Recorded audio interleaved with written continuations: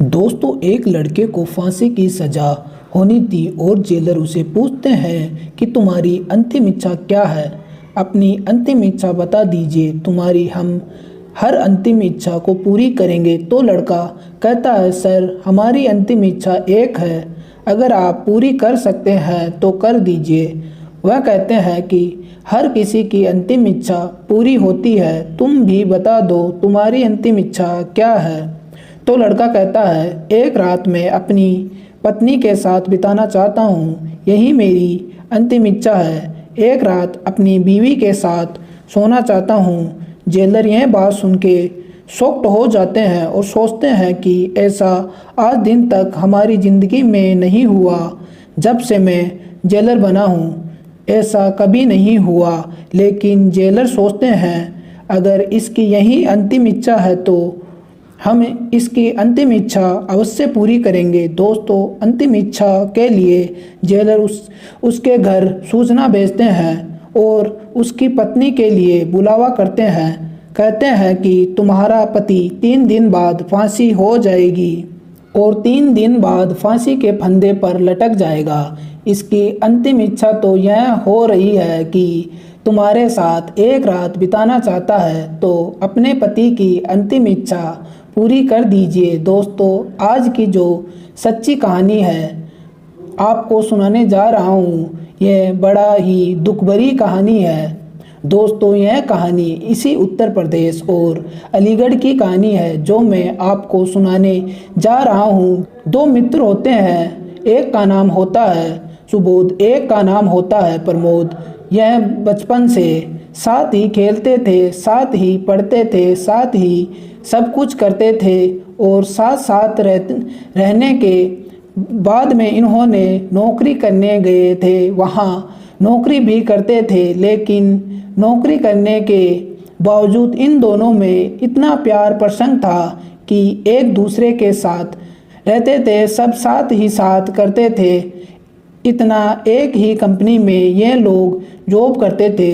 दोस्तों, इनके बीच में एक लड़की जो कंपनी में काम करती थी, जो सुबोध था, इससे प्रेम करती थी। प्रेम करने के बाद इसका जो मित्र था वह कहता है, दोस्ती मेरी भी करवा दो। लेकिन इसके पीछे कहते हैं कि कोई भी अपनी गर्लफ्रेंड किसी को देना नहीं चाहता, लेकिन सुबोध ने मना किया। यह तो दोस्त हमारी फ्रेंड है, लेकिन वह नहीं माना। इसके चलते दोनों में कुछ विवाद होने लगा। लेकिन जो प्रमोद था अंतरात्मा से उससे कुछ घृणा करने लगा। सुबोध से दोस्तों कहते हैं कि मित्रता कैसे टूटती है। मित्रता तो कुछ धन के मित्र होते हैं, कुछ आपके घर में बहन बेटी उसके मित्र होते हैं। मित्र वही है जो सुख में दुख में आपके साथ दे, हर मुसीबत को समझे, उसे तो मित्र कहा जाता है। दोस्तों, प्रमोद जो था सुबोध से जलने लगा। लड़की उसे इतना प्रेम करती थी और उसके रूम पर आती जाती थी। एक दिन मौका पाकर के प्रमोद ने उस लड़की के साथ कुछ ऐसा कृत्य किया और कृत्य करने के बाद उस लड़की को सुबोध नहीं था और उसके रूम पर उसे मार के उसके बेड पर सुला दिया और उसके साथ घिनौना काम भी किया। प्रमोद वहाँ से फरार हो जाता है। फरार होने के बाद और पुलिस को फ़ोन करता है कि एक लड़की ऐसे ऐसे उसकी डेड बॉडी वहाँ है। पुलिस को सूचना देता है तो पुलिस मौके पर पहुँच जाती है। सुबोध अपनी ड्यूटी से आया हुआ होता है तो देखता है कि उस लड़की की डेड बॉडी पड़ी है। पुलिस उसे पकड़ लेती है। पुलिस उसे गिरफ्तार करती है। गिरफ्तार करने के बाद उसे थाने ले जाती है। थाने ले जाकर उसे पूछताछ करती है, लेकिन सुबोध को कोई बताना नहीं चाहता था। उसे मालूम नहीं था कि किसने किया है, लेकिन सबूत वह होता है जो मौके पर मिलता है। लेकिन सुबोध मौके पर उसके रूम में वो लड़की की डेड बॉडी मिलती है तो उसे गिरफ्तार कर लिया जाता है। तो गिरफ्तार करने के बाद उसे धाराएं लगाई जाती है। धाराएं लगाने के बाद और उसे जेल में डाल दिया जाता है।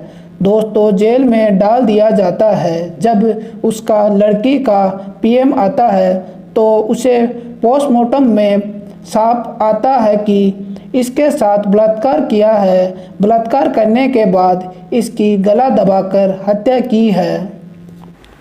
इस मुलजिम को तो फांसी की सज़ा होनी चाहिए, यह प्रावधान पहुंच जाता है।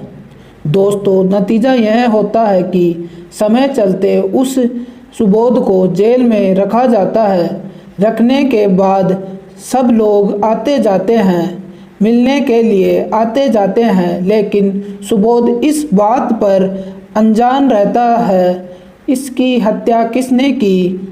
दोस्तों, उधर केस चलने के बाद उसकी फांसी भूल जाती है, फांसी की सज़ा भूल जाती है। 2 दिन बाकी रहते हैं, तब जेलर साहब जो होते हैं उसके पास आकर पूछते हैं कि बताइए कि आपकी अंतिम इच्छा क्या है। आप क्या देखना चाहते हो, या क्या खाना चाहते हो, या किसी से मिलना चाहते हो, क्या करना चाहते हो। तो सुबोध कहता है, सर, हमें अंतिम इच्छा तो हमारी एक है, अगर आप पूरी कर सकते हैं तो हमें बता दीजिए। जेलर कहते हैं, हाँ, यहाँ पर सबकी अंतिम इच्छा ही पूरी होती है। आप बताइए आप क्या चाहते हैं। सुबोध कहता है कि मैं एक रात अपनी पत्नी के साथ बिताना चाहता हूँ, अपनी पत्नी के साथ एक साथ इसी जेल के अंदर रहना चाहता हूँ। मेरी पत्नी को बुलवा दिया जाए। दोस्तों, जेलर जब यह बात सुनते हैं तो अचंभे में पड़ जाते हैं कि आज हमें लगभग 20 वर्ष हो गए हैं जेलर बने, लेकिन आज मर्तबा ऐसा कोई सवाल नहीं आया और ना किसी ने यह अंतिम इच्छा जाहिर की। लेकिन फिर भी कहा, चलो ठीक है, अंतिम इच्छा है तो इसकी अंतिम इच्छा पूरी करते हैं। दोस्तों, उसकी पत्नी को बुलाया जाता है बाइज्जत और परवान भेजा जाता है कि तुम्हारा पति अंतिम इच्छा के लिए तड़प रहा है और तुम्हारे साथ एक रात बिताना चाहता है। जेलर ने उसके घर नौकर को भेजा, परवान भेजा, और उसकी पत्नी, सुबोध की पत्नी, जब जेल में पहुंच जाती है तो जेल में उसे बताया जाता है कि तुम्हारी पत्नी जेल के अंदर आ चुकी है। पत्नी उसी रूम में कर दी जाती है। शाम को जहां पर उसका पति सुबोध जिस बैरल में था वो खाली करवा दिया जाता है, लेकिन जेलर ने अपने 2 बॉडीगार्ड उसकी तैनाती पर और उस गेट पर लगा दिए थे और उसमें वॉइस रिकॉर्डर लगा दिए था जो ऑफिस में जेलर सुन सके। दोस्तों, इसके बाद में जब पत्नी अंदर आती है तो पति को दुआ सलाम करती है और उसे देखकर रोने लगती है। उसकी पत्नी नेक इंसान थी। पत्नी पूछती है कि तुमने ऐसा क्यों किया उस लड़की के साथ?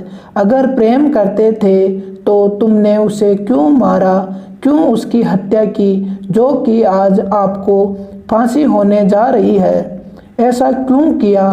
तो सुबोध इतनी बात सुनता है, सुनने के बाद फूट फूट करके रोने लगता है और जो वॉइस रिकॉर्डर थी जो सारी बात सुन रहे थे वह रोते हुए कहता है कि मैंने ऐसा कदम नहीं उठाया। मेरा जो दोस्त था प्रमोद, वह हमसे घृणा करता था। पूरी बात बताने लगता है। यह लड़की हमारी कंपनी में काम करती थी। लड़की केवल अपने घर से खाना लाती थी, हमारा टिफिन वो ले लेती थी। हम उसका केवल यही प्रेम था। एक दिन वो लड़की कहती है कि हम तुम्हारे रूम पर चलेंगे, चाय नाश्ता कर खाना पीना खाएंगे, लेकिन हमें कोई भेदभाव नहीं था। अपनी पत्नी को बताने लगता है। पत्नी पूछती है फिर क्या हुआ? उसके बाद पति बोला, उसी दौरान बाजार सब्जी लेने के लिए जाता हूँ और यह प्रमोद वहीं रह जाता है।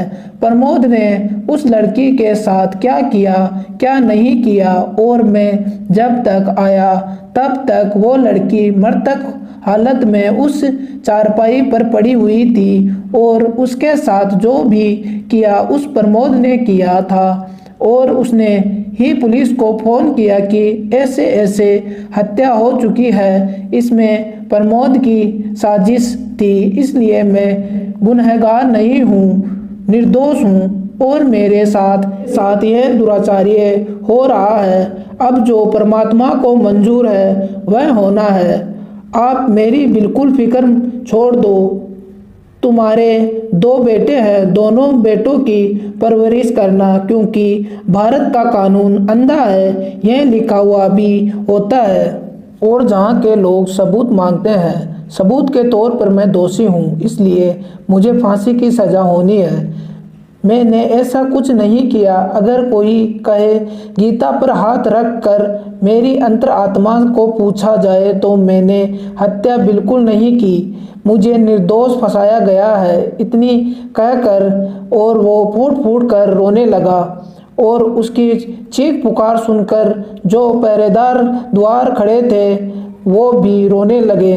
जेलर उस आवाज़ को सुनते हैं तो वह ऑफिस में बैठे हुए उनका सारा स्टाफ होता है, वह भी रोने लगता है। सब लोग उसकी बात पर मंथन करते हैं। पति पत्नी पूरी रात दोनों रोते रहते हैं। इसी बात के चलते चलते सुबह का सिलसिला शुरू हो जाता है। सुबह सब लोग जगते हैं, देखते हैं तो क्या कहा जाता है उससे कि आप निर्दोष हो और आपको फांसी की सज़ा मिली है। सब लोग मंथन करते हैं जेलर सहित इसे किस प्रकार से बचाया जाए, क्योंकि हकीकत में निर्दोष है। आज इसने जो कहा है वह सच्चाई है। पत्नी अपने पति के पैर छूती है और कहती है कि अगले जीवन में अगर रहा तो हम और आप फिर मिलेंगे, आज हमारा अंतिम समय है। पत्नी पति को मुड़ मुड़ कर देखती है और पति पत्नी को मुड़ मुड़ कर देखता है। दोनों का विलाप ऐसा था कि पत्नी फिर छूटती है और आती है, पति के पैर पकड़ लेती है, जेठ भर लेती है और रोने लगती है। जितने भी वहाँ लोग होते हैं, देखने वाले, सबके आंसू बह रहे थे। उसी समय जेलर साहब आते हैं। जेलर साहब भी रोने लगते हैं और इस बात को सुनकर उस ऑडियो को वायरल किया जाता है। सब लोग सुनते हैं तो उसके बाद पत्नी चली जाती है। सब लोग मंथन करते हैं। तीसरा दिन उसे फांसी को था, लेकिन सुबह जजमेंट यह होता है कि यह निर्दोष है। फांसी तो दूसरे लड़के को होनी चाहिए जो दोषी है। दोस्तों, सुबोध को बरी किया जाता है। उसके घर सूचना पहुंचती है पत्नी को कि तुम्हारा पति बरी हो चुका है, तो उसकी पत्नी का खुशी का कोई ठिकाना नहीं रहता।